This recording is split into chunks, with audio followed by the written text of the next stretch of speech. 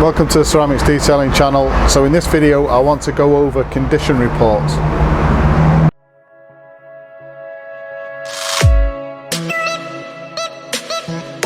So what is a condition report? Well, for us a condition report is a visual inspection and also paint thickness readings of a vehicle to give an overall map of the condition of the vehicle at that particular time. So there are several reasons why we use a condition report.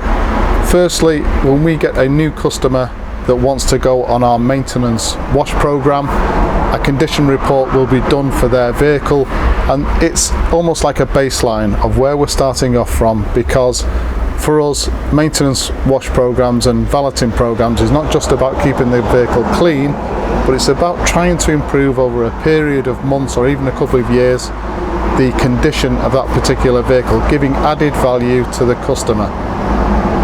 So the second thing we can do is provide a condition report as a standalone product offering. So the customer can employ us to go and view a potential vehicle purchase, whether that be a new vehicle, a used vehicle or a classic car, and we can go along, carry out a condition report, so visual inspection of the paintwork, any scratches, marring, stone chips, as well as paint thickness readings. They can tell their own story. We can provide that condition report to the customer, and the customer can then use the data on that particular form to either purchase the vehicle, or it may even instigate further investigation. And these condition reports cost very little money but could potentially save a customer thousands upon thousands of pounds. Right, and the third main reason for a condition report is when we carry out any form of paint correction, and that includes polish, clay bar, compound or wet sanding. We would never ever carry out any of those processes without first producing a condition report, so we know the condition of the paint before we start, but also, and really importantly, we know the thickness of clear coat that's left on the car that we have got to work with. Just a quick overview of the actual form itself. So pictorial images of the vehicle each side, as well as one for the inside of the vehicle. We've got a legend down one side which gives clear instruction as to what marks are placed onto the condition report. The bottom two there, 1 and 2, so 1 being minor damage or defect, 2 being major. And as a general sort of rule of thumb, 1 is defects which can possibly be corrected using a paint correction method, and 2 is major work, which is either a body shop or paint. Customer details go across the top, a box there for any additional remarks, and then if a quotation is to be produced, that can go in the bottom. Very, very simple form. So the basic tools we've got to carry out a condition report, well, probably the most important is the data that we've collated over a number of years of the coatings thickness for vehicles regarding manufacturers, the model and the year type. Really important first step, because obviously if we don't know what that particular vehicle left the factory with regarding paint thickness, how can we assess where the vehicle is at the particular point we're viewing it at? So the chart's really important. As I said, it's taken a number of years for us to get all of that information. With regard to the actual condition report itself, the first thing we do is we take a coatings thickness gauge and we take a number of readings. So we start on the roof, take at least 2 readings from the roof.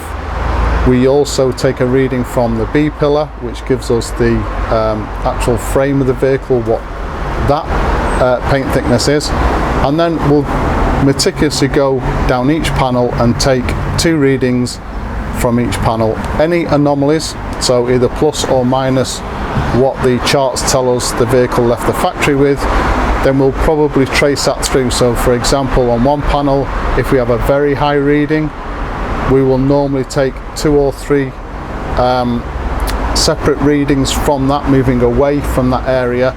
And if it starts to decrease back to where it's an acceptable level where it left the factory, that can tell us quite a little bit of information about what probably has happened with that particular panel. So the first thing we do, as I said, is we take coatings thickness readings from all around the vehicle itself, and obviously they go onto the condition report.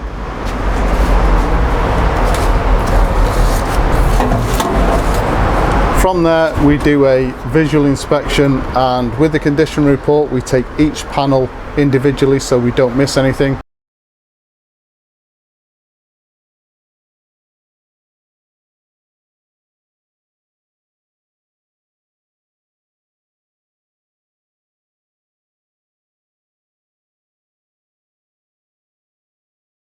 Vehicles that are quite badly marred, got quite a few scratches, we will only normally put the main, most difficult scratches and blemishes, if you like, on the condition report, because if we overload it too much it'd be very difficult to read.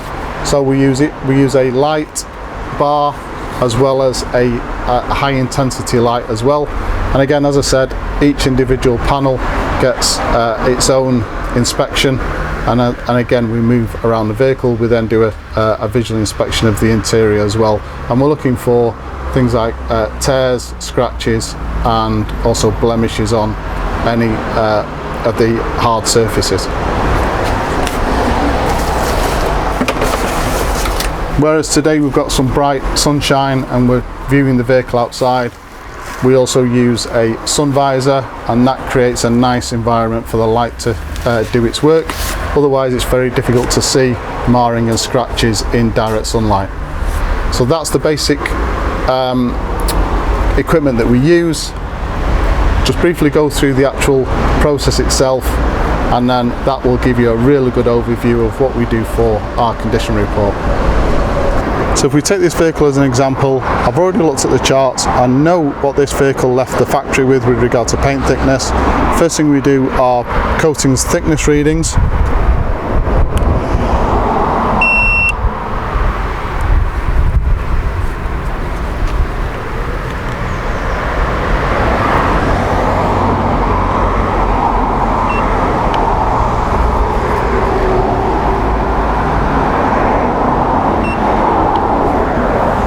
Again, if I see any anomalies significantly higher than what the charts tell me, or significantly lower, I'll then take several more readings in that particular area so I get a good idea of what's going on. Move on to the B post and then each individual panel. After that we then do a visual inspection of the actual vehicle itself.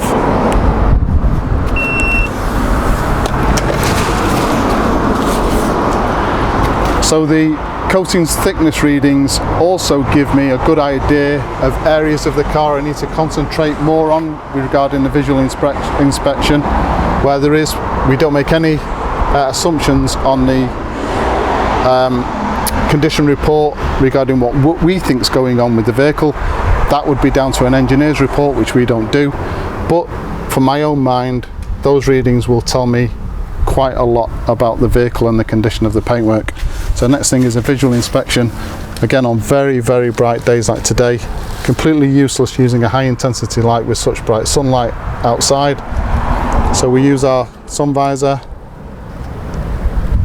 our high intensity light, and again areas that have maybe highlight concern with regard to that paint thickness gauge,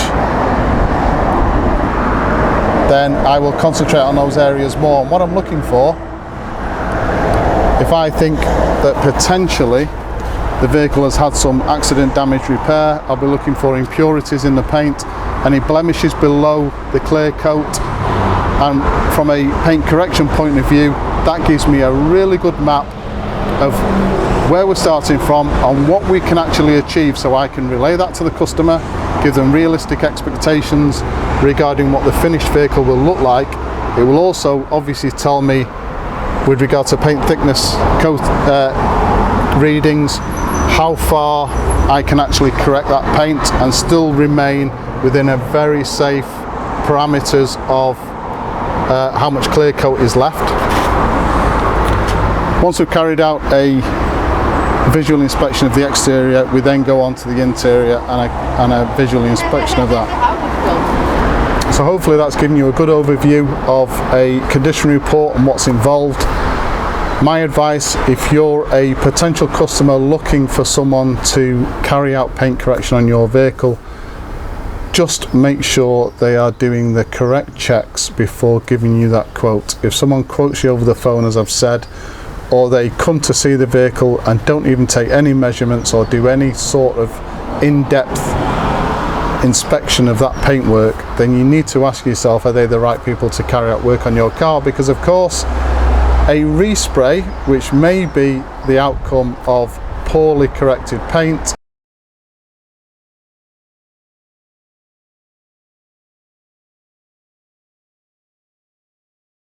can be anywhere from £3,500–4,000 right up to £8,000–10,000 depending on the vehicle and the quality of work that you want from that respray. Please be very careful.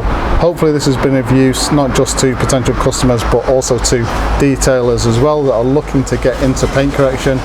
You guys need to do it right. There is nothing wrong with being self-taught, but you have to do it properly, and you have to have months and months and months of experience, practice, and hopefully know somebody in a body shop that is very experienced with laying down paint on vehicles to give you that knowledge you need before you go anywhere near a customer's vehicle.